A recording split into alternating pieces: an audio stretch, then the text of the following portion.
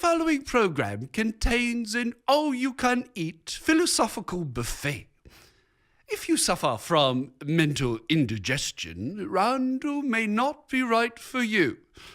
Check with your gastronomist. Standing for truth in the four corners of America.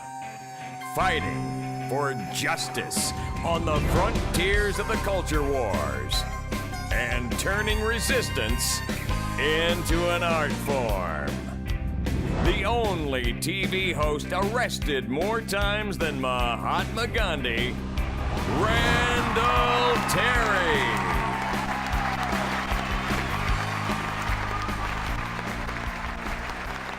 Welcome, ladies and gentlemen. It is I, your servant. Yes, ladies and gentlemen, check it out. The face of the terrorist candidate. Oh, stop. Oh, that was good. That was good. We've got a great program for you today, ladies and gentlemen. So much to talk about. Today's program brought to you in part by the legislature of South Dakota, kicking booty and taking names, and by the Greek poet Homer, giving us tragedy and comedy in the Odyssey. It's like poking a cyclops right in the eye. I'll be right back after a word from my good friend. Who's the word today? Reginald Bling. Reggie, I'm sorry. I love you, man. Don't be mad at me. Just turn the thing on. I got something to say. We are in an energy crisis.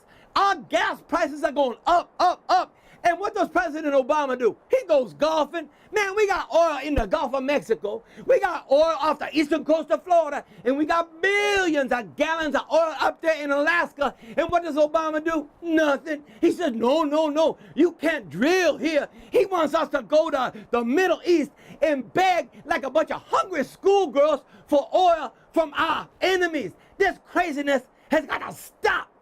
That's what I'm talking about. Welcome to today's program, friend. We've got a lot to cover in today's program. Some of it will make you happy. Some of it will make you sad. Some of it will make you pensive. Some of it might make you a little mad. Why do I feel like I'm Dr. Seuss on steroids? I hope that I can get through all we've got to cover today. All right. First up, Odyssey Dawn. Odyssey Dawn is the name that America and the Allies have given to the war on Libya. This just in. The name Odyssey Dawn was actually the second choice to Ecstasy Night. Oh, that's sick. Yes, it is sick. Thank you. Let's just talk for a minute about the name. Odyssey. That was the part 2 of the grand epic poem written by Homer, the Iliad and the Odyssey.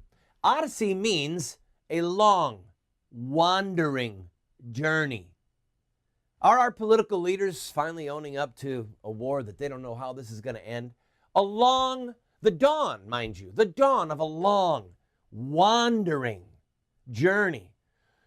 You know, I was thinking that this should be a Saturday Night Live skit. You get somebody to play a Brit, somebody to play a French guy, somebody to play an Italian, somebody to play a German, we will not go to the war, and then, of course, someone to play an American. So you've got French timidity, led by British efficiency, screwed up by Italian idiocy, with the arrogance of American supremacy, all wrapped up in a Greek tragedy. Huh? A Greek tragedy. Where is this going to end? They don't know what the end game is. Are they going to let Gaddafi live? Are they going to try and kill him? Are they going to send him to another country? Who's going to control the oil fields? Is Italy going to lose its shirt there because they're so heavily invested? Will the French come out the winners? This is absurdity. Now, please hear me. As I mentioned on yesterday's program, there's a part of this war that I'm actually glad about. And that is this, that the Treaty of Westphalia, where basically every nation gets to do what it wants and no outside nations will intervene in the internal affairs of another nation. It's called the system of anarchy. Okay, everyone is the same level. Every nation does what it wants. You stay the heck out. That is a fundamentally immoral system. It is not based upon Augustinian theory of just war.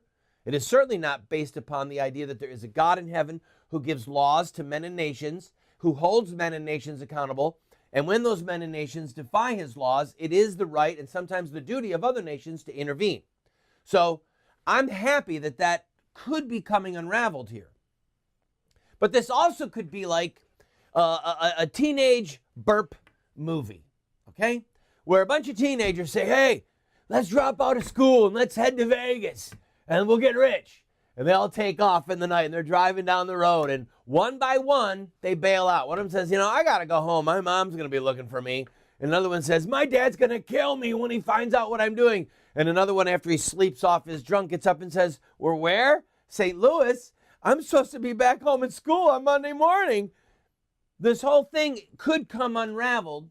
And then it could be even worse for the notion of intervention. I like the idea of taking out really bad dictators. But the level of hypocrisy here is actually disgusting. Does anyone remember the Kurds?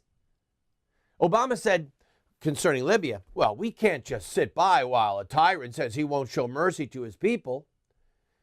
Libya says 150 people have died in the fighting. The rebels say 1,000 people have died in the fighting. The United States sat by while tyrant Saddam Hussein killed 100,000 Kurds. We sat by while 800,000 Rwandans were butchered. Don't tell me that this is simply about protecting the innocent. Now, if it was, man, I would be happy. I would be so happy. But I think they protest too loudly. The French, we will take our role in history. The history, we shall be there. We will make the history. We will get the oil field. Why were the French not supportive of the U.S. taking out Saddam Hussein? Libya is worse than Saddam? I don't think so. Gaddafi, a worse threat than some of the other tyrants that are dotting the face of the globe? Listen, if we're going to kill tyrants, I've got a list. If we're going after dictators to kill them so that we can prepare or protect people, let's see, Fidel Castro, perhaps the leaders of China, perhaps the leaders of Saudi Arabia, perhaps the leaders of Pakistan. Do you want to go down the list with me? Where human rights are being violated day in and day out? So, how is this going to end? Well, that depends upon the drunken teenagers at the wheel of the car. And usually, drunken teenagers at the wheel of a car ends badly. So, I don't know. I have very, very mixed emotions about this, as you can see. But my goal in bringing all this to your attention is to try and draw all of us up short a little bit. Some people are hawks. Let's go bomb every bad guy. All right, to what end? Some people are doves. No, it's not our business. We don't want to get involved. Really? You're never prepared to cross the border? I mean, Ron Paul's foreign policy, forgive me, fellow Tea Party activists, Ron Paul's foreign policy is insanity. It's absurd. It is not based upon the fact that there is a God in heaven. All right? Ron Paul would have had us not even go into Germany in World War II. It's insanity. So I want to see the breakdown of the Westphalian system where everyone can do what they want. No, you can't do what you want. All right? But on the other hand, I want it to be based upon Judeo-Christian ethics. And here's the rub, and I'll finish this section with a challenge to you.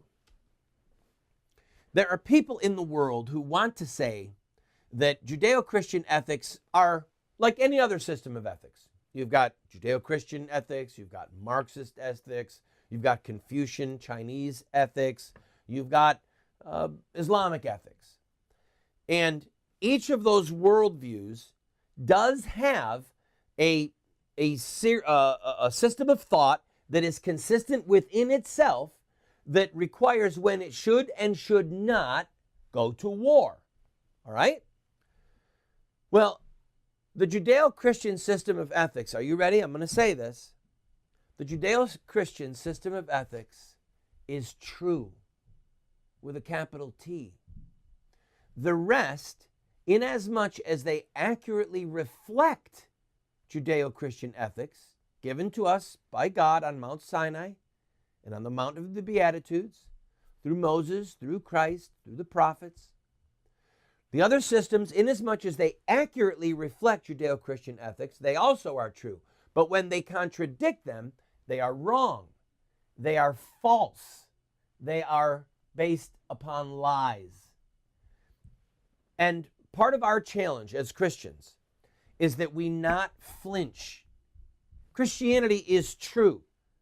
Islam, at its heart and soul, saying that Muhammad is the prophet, is false. Marxism is false. It's a lie from hell. And we, in personal ethics, those of us who are Christians, have come to a pretty decent place where we say, well, we believe in Christianity. Great. But what about the big picture? What about ethics for the whole world? What about the kingdoms of this world have become the kingdoms of our God and of his Christ? There is an eschatological vision, the end of the world, what it looks like, that is distinctly Christian. There is one that is pagan, that is Marxist. There is one that is anti-Christ, that is Muslim. We have to, when it comes to the laws of nations and how nations interact, we have to go back to an Augustinian theory, a just war theory, a Christ is king of all nations theory, so that we are consistent when we say Jesus is Lord. Jesus is King of kings, Lord of lords. That's an intrinsically political statement. We need to run toward it, not run away from it. We need to embrace it fearlessly, not let it go timidly. I've got to take a break. When we come back, a lot of news going on. That little girl from National Velvet, that movie, she died. I'll be right back. No, Randall wasn't at the Battle of the Alamo, and you wouldn't have been either if you were that sick.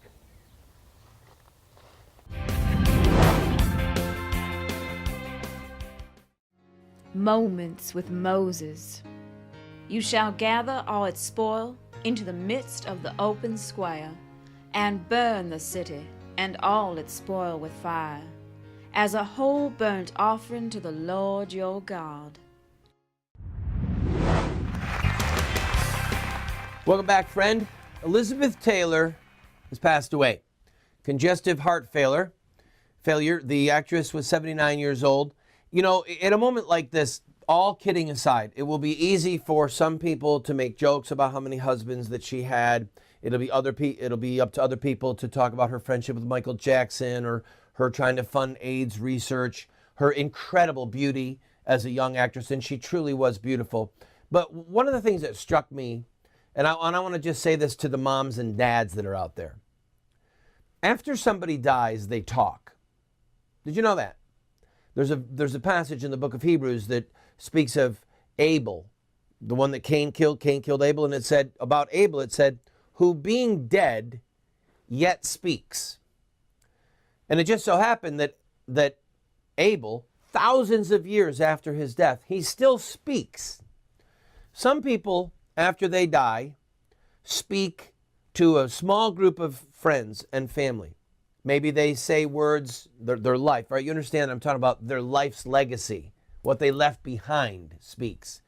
Some people speak of love and kindness, of sacrifice and service. Some people speak of selfishness, cruelty and meanness. The question I have for you is simply this. What will you say when you're dead? What will your legacy be to your children and to your grandchildren? And the challenge that I want to make for you is this. Number one, to live in such a way so that when you have left this world, you're missed, and that your life is still inspiring others. And the second thing is, and this is far more practical, leave behind notes to your children and to your grandchildren. Write them now. Write them while you're alive and stick them aside. Put it in a little box that you put after I die. Or maybe write a note in the beginning of a Bible for them. Leave a Bible to them and write a page, or maybe sit down in front of a video camera and film yourself speaking to your children or to your grandchildren.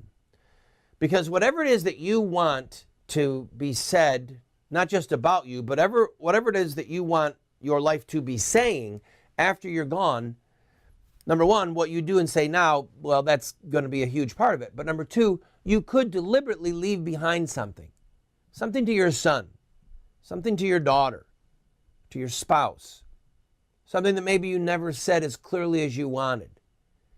And you could say it in a note that you leave behind. And I promise you, it will have tremendous impact upon those that you love. Don't just think about it, do it. I'll be right back with some pro-life news from South Dakota and from here in Washington, D.C., where our friends, oh my goodness, here they go again. They had to disrupt another meeting. They're just the Disruptors. It's like a new rock and roll band, the Disruptors. I'll be right back. Moments with Moses. You shall not bring the hire of a harlot, or the wages of a dog into the house of the Lord your God, in payment for any vow. For both of these are an abomination to the Lord your God. Victory will never be found by taking the line of least resistance. Sir Winston Churchill. Hi, Fred. Welcome back. This breaking news. South Dakota has passed a law requiring women a 72-hour waiting period and requiring that they go to a pro-life pregnancy center to get counseling. I'll talk more about this tomorrow, but you women who have had one of your babies killed by abortion, you wish somebody had told you to wait 72 hours. This would be your chance to weigh in on this. All right, let's roll that clip of our friends going after Catholics for choice. You're going to love this. Save some by snatching them out of the fire. On some, have mercy with fear, hating even the garment spotted by the flesh.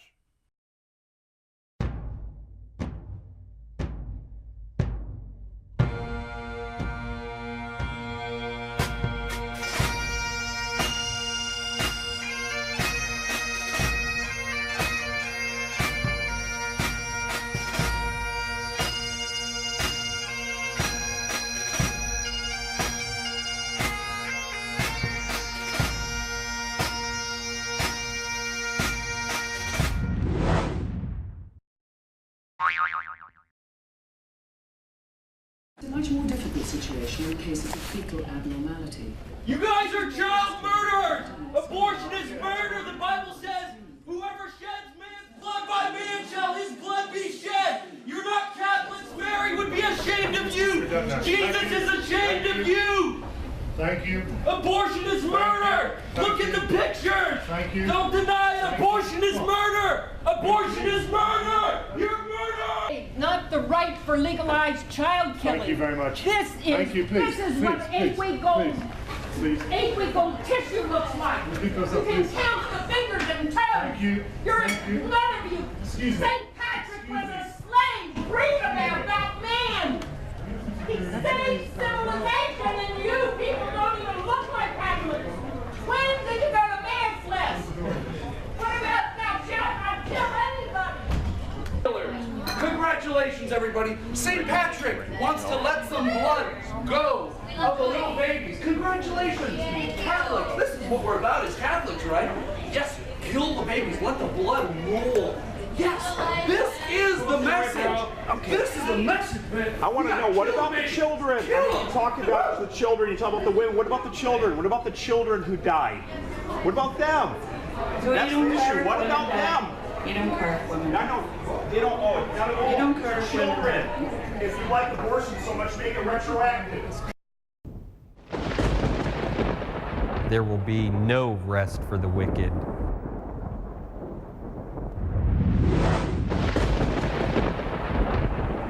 We will end the injustice of killing children.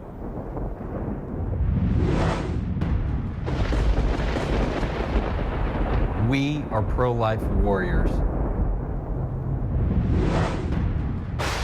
We are Insurrectinex.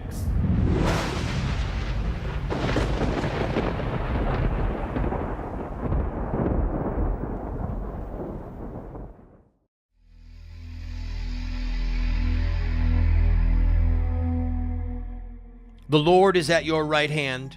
He will shatter kings on the day of his wrath.